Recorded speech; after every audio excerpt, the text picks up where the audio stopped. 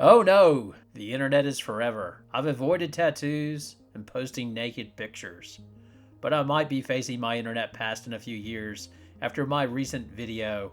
Wow, did the Sparks get it right? I was supportive of this hire, and to be honest, I still am for the most part. But there might be a big issue with this hire, which could cause the Sparks to be an ongoing tire fire. When I posted my video about the hire, I said that I assumed that Miller would be GM, as he was the GM for 6 of the 7 years with the Sun and was Executive of the Year twice during that run as GM.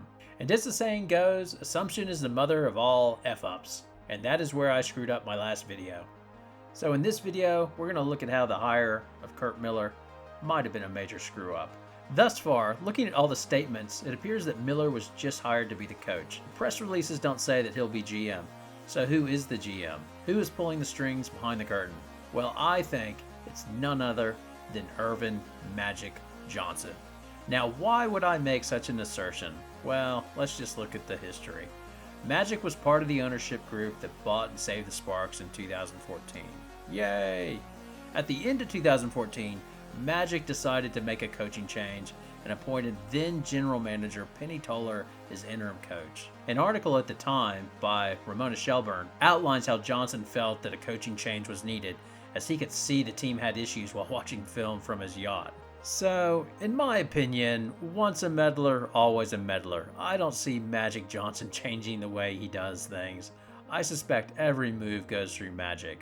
Well, at least when he has the time. I think when he was GM for the Lakers, I think he probably lost his focus on the Sparks. But right now, I don't think he has a lot to do. So I think these moves are coming through him. But the brilliance of how he set this up is he's not the face of all the moves. Initially, the face of the moves was Toller, who was a good soldier, as she acted as coach when directed to do so by Magic, but then returned to the GM role. Then she flamed out in epic fashion when she went on a rant to the team with racial expletives after they lost to the Suns in the playoffs. Then the face changed to Derek Fisher. The only way I can explain in my mind Derek Fisher becoming GM after he pissed off their star player, Candace Parker, is that Magic Johnson wanted to control things in the background. It's the only thing that makes sense to me. Why would you put Derek Fisher in charge of GM after he just pissed off your franchise player, Candace Parker, by benching her in an elimination game? Now, the managing partner of the Sparks is Eric Holoman, who made the announcement about hiring Curt Miller. So in case you're not aware, Eric Holoman is the operating partner of Magic Johnson Enterprises. And prior to this, he was president of Magic Johnson Enterprises. So it seems to connect all back to Magic.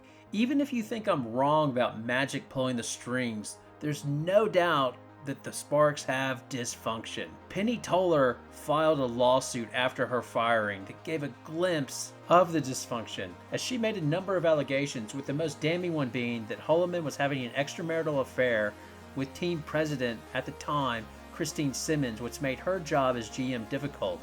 She alleged that she was investigating trading Candace Parker, but that was blocked because Simmons and Parker were close, so Holoman wouldn't let her make the deal. Now, in all honesty, I'm not sure who looks worse in this, Holoman for the alleged affair and this impacting a team move, or Toller for wanting to trade Candace Parker. Toller also alleged that Brian Agler, who coached the Sparks from 2015 to 18, had a relationship with the player. Now, the Sparks subsequently settled their lawsuit with Toller, so this issue's basically died. What remains is the murkiness of who is running the Sparks and making the final call on personnel decisions. But it looks more like Miller was forced out of Connecticut, as why would he leave a job where he had personnel control to go to the mess that's the Sparks? As most coaches subscribe to the Bill Parcells theory of, if you want me to coach, let me shop for the groceries. The Sparks move for Curt Miller would have been better if they just would have said, hey, you had success as GM and coach, here you go, here are the keys, and do your thing. But no, the front office that had input into the hiring of Derek Fisher and cleared the Liz Cambage signing and the Kennedy Carter trade will presumably have input and final say on Sparks personnel decisions. It's easy to envision Curt Miller whining and complaining about personnel that he has, much like he complained that he was going to get fired because his players couldn't make layups. Any suggestion on pro players making a layup? Like, honestly, like, I'm going to get fired because we can't make a layup. which actually in truth appears to have happened. Now, I'm not saying that a GM in charge and hiring a coach is a structure that can't work, but the fear is he will be whining and complaining about his poor roster, which is going to cause him to get fired. So who do you think has the final call on personnel decisions for the Sparks? Magic, Eric Holoman, or Curt Miller? Leave your comments below. Thanks for watching. See you next time.